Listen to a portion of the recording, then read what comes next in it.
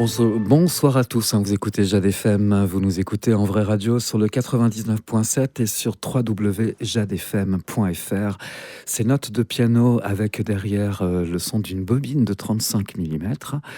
C'est le générique consacré aux chroniques du ciné Toile de Raie. Et aujourd'hui, c'est Mélanie, que j'ai grand plaisir à retrouver en studio, qui va nous les présenter pour les films concernant la semaine du 14 au 20 mai. Bonjour Mélanie. Bonjour Jim, c'est un plaisir de revenir dans ce studio.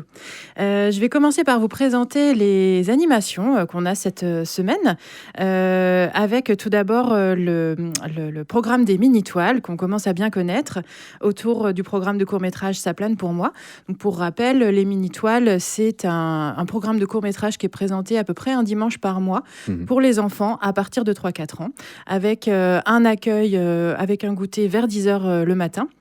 Le film à 10h30 et ensuite une animation surprise sur inscription après le programme de court-métrage.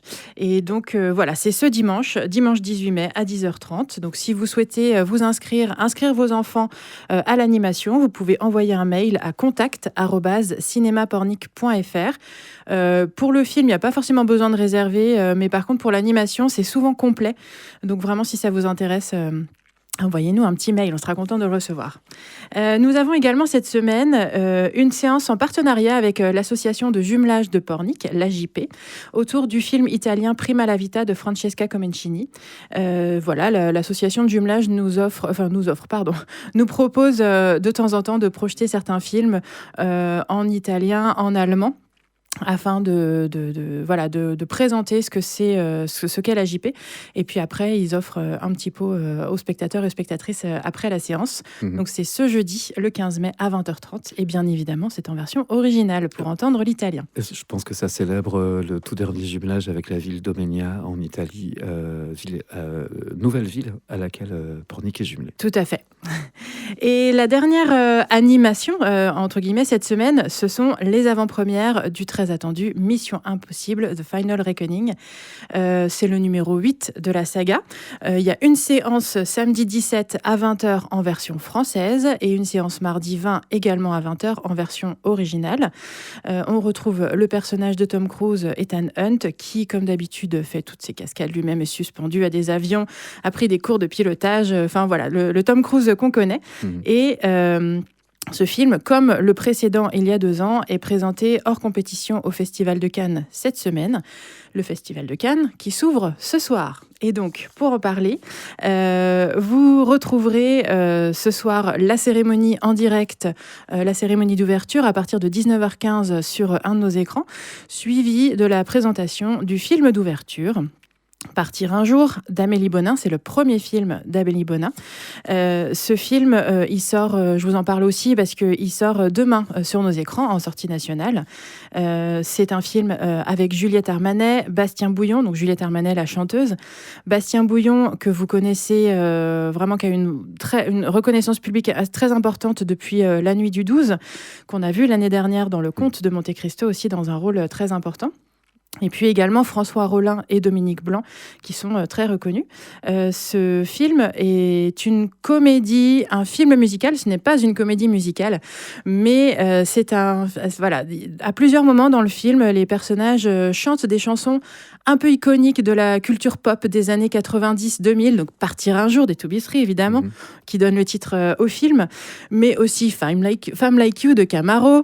Ce sont des chansons qui restent bien dans la tête. Et c'est un film qui est tiré d'un court-métrage de la réalisatrice qui avait reçu le César du meilleur court-métrage en 2023. Et d'ailleurs, si vous souhaitez le voir, il est en VOD sur Arte. Parfait. Voilà. Donc voilà, c'est un film. Donc si vous voulez le voir en avant-première, c'est ce soir à 20h30 au cinéma. Et puis sinon, dès demain, en sortie nationale. En nouveauté, on a cette semaine également Les Musiciens de Grégory Magne.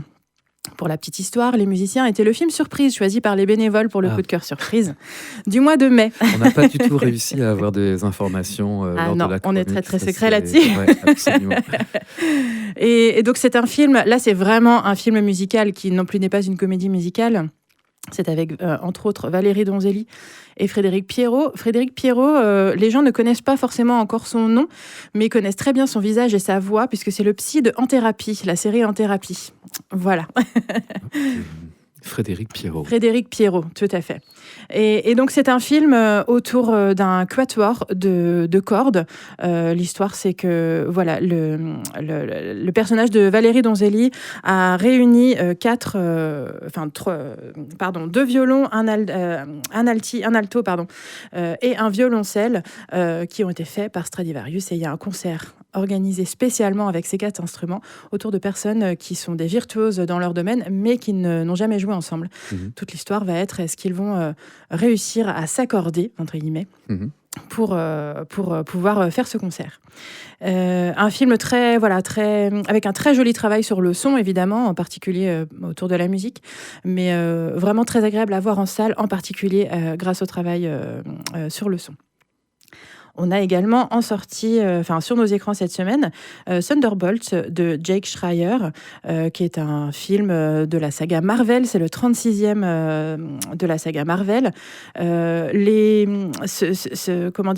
Ce film rassemble une équipe d'anti-héros autour de la thématique de la rédemption.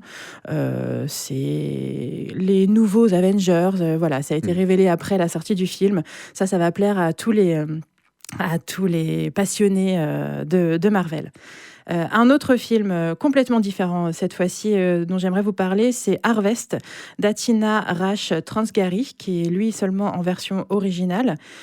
C'est une sorte de western, de nouveau western, bien que ça se passe dans le nord de l'Angleterre ou en Écosse, à la fin du XVIe, au début du XVIIe. C'est l'adaptation d'un roman de Jim Kress qui date de 2013. Et c'est l'histoire d'une vie paisible, bien que difficile, à la campagne, dans le monde paysan, à cette époque-là, mais qui va changer radicalement en l'espace d'une semaine. Et c'est vraiment un film à voir, entre autres, pour son image. Une bonne partie de l'image a été faite en lumière naturelle pour donner un petit peu ce côté réel, ce côté organique à l'image. Vraiment un très très très très joli film.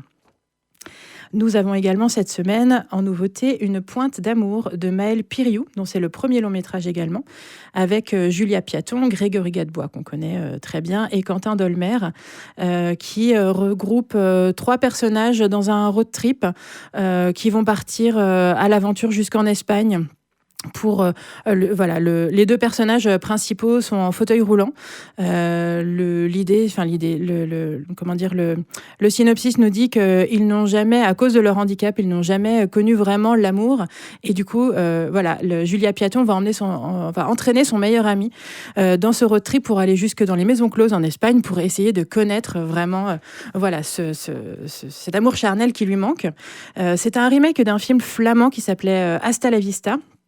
Mais c'est une adaptation très libre de ce film. Ce film était lui-même tiré d'un documentaire britannique justement sur ce rapport au corps quand on est en situation de handicap.